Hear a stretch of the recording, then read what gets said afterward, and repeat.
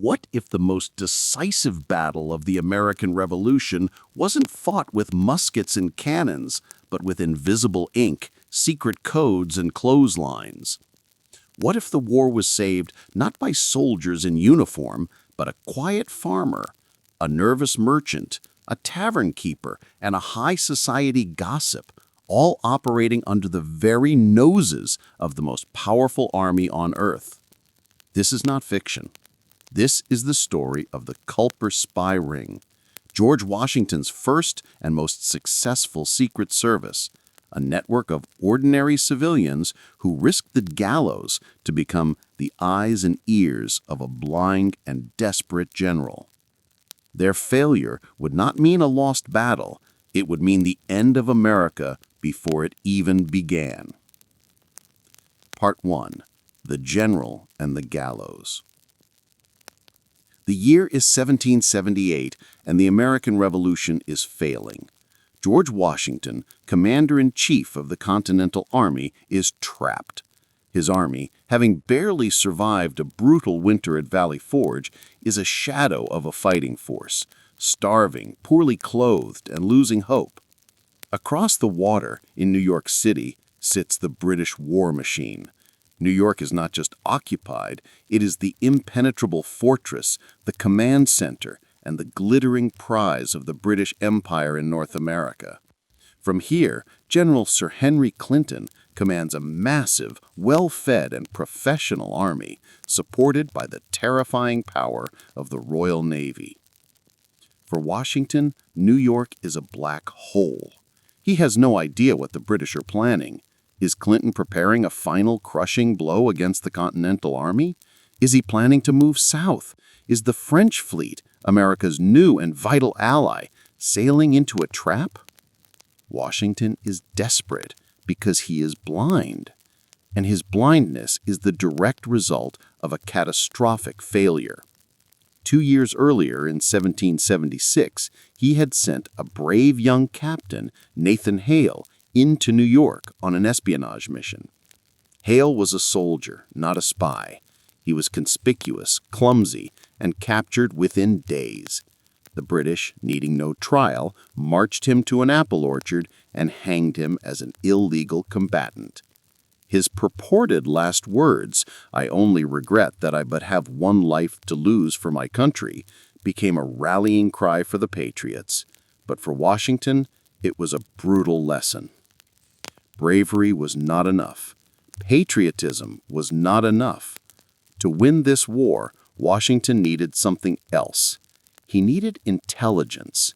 He needed a system. He could no longer afford to send soldiers in uniform to their deaths. He needed a new kind of operative, shadows, ghosts, men and women so ordinary they were invisible. He needed a network that could operate deep inside the enemy's stronghold, a chain of information that could not be broken even upon capture. He needed a spy master. He found one in a 24-year-old cavalry officer named Benjamin Talmadge.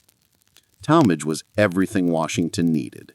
He was brilliant, meticulous, and understood the terrain better than anyone. He had grown up in Seatucket, a small village on the British-controlled North Shore of Long Island. He knew the people, the inlets, the back roads, and the secret loyalties. He also knew intimately the price of failure.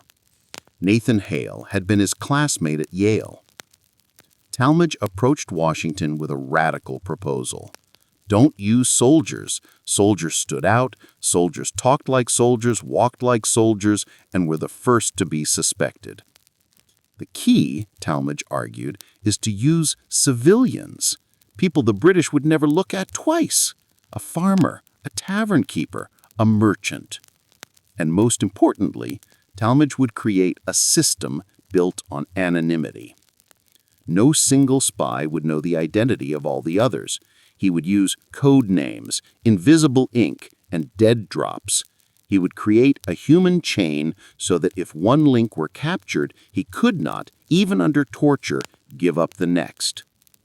Washington, desperate and facing defeat, gave his approval.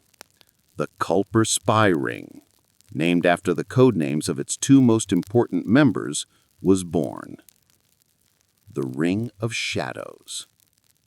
Benjamin Talmadge, taking the code name John Bolton, knew his first recruit had to be the linchpin of the entire operation.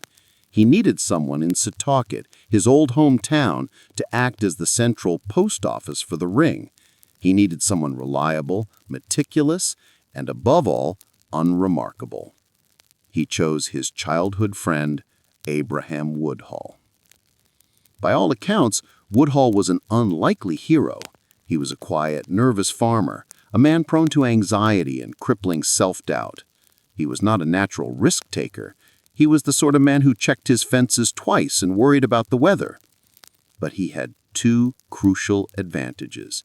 He lived in Setauket, directly across Long Island Sound from Connecticut, where Talmadge was stationed. And he hated the British. The British occupation of Long Island had been brutal. Soldiers, particularly the Loyalist militias, treated the locals with contempt, seizing property, food, and livestock at will. Woodhull, forced to take a loyalty oath to the king to protect his farm, soothed with a quiet, burning resentment. When Talmadge approached him, he was terrified.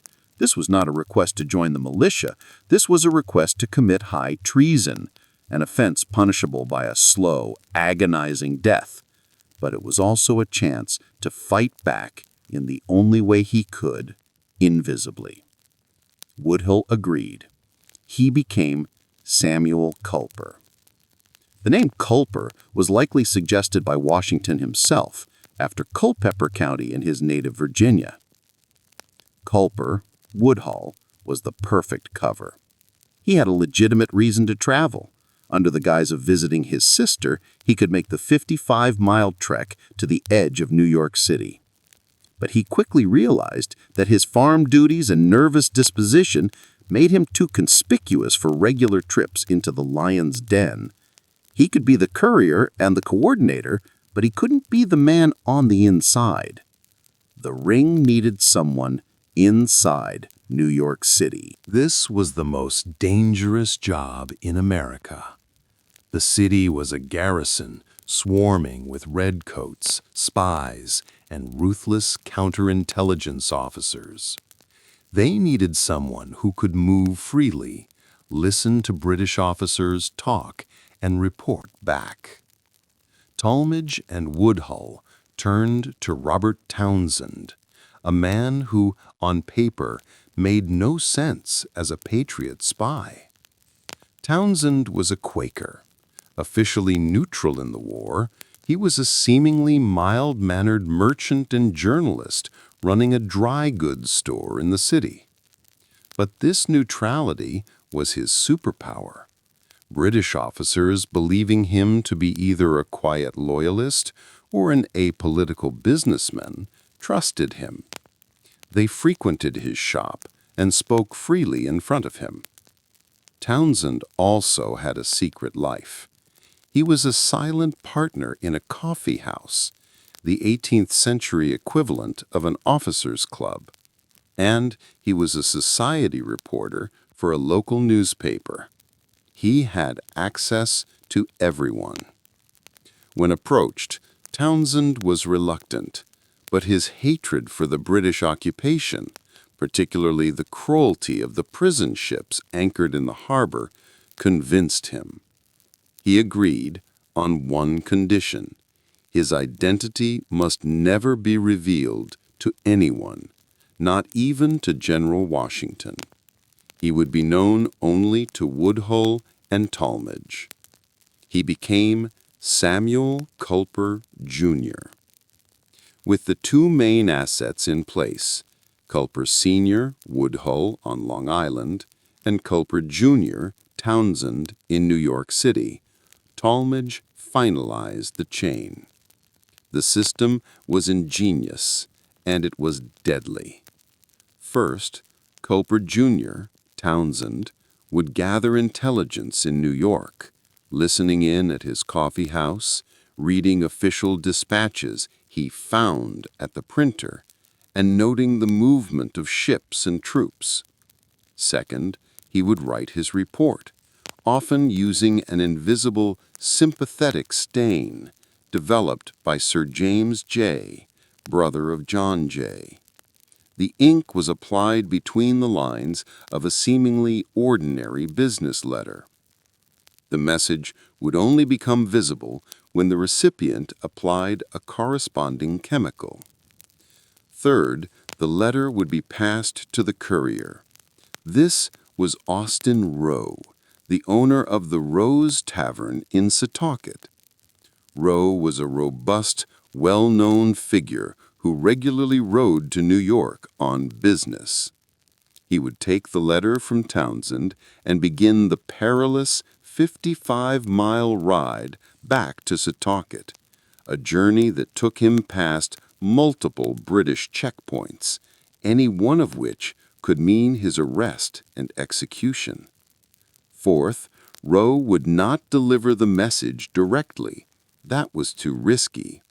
Instead, he would ride to Abraham Woodhull's farm and hide the message in a prearranged dead drop, a wooden box buried in a pasture.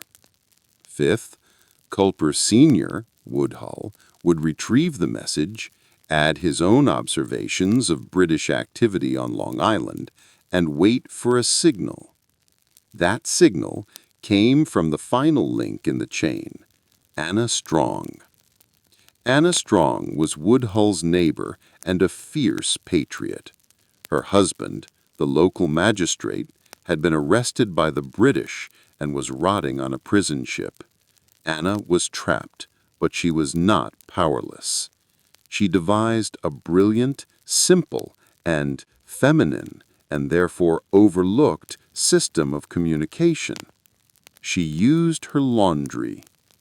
If Woodhull had a message ready, he would watch Anna's clothes line. If she hung a black petticoat, it meant that Caleb Brewster, the whaleboat captain, was in the nearby cove and ready for the pickup. The number of white handkerchiefs hung next to the petticoat would signal which of the 6 hidden coves Brewster was in. Sixth, Woodhull would retrieve the message and deliver it to Brewster, a daredevil captain who rowed his small whaleboat back and forth across the heavily patrolled Long Island Sound, dodging British gunships in the dead of night. Finally, Brewster would land in Connecticut and hand the dispatch to Talmadge, who would ride it straight to General Washington's headquarters.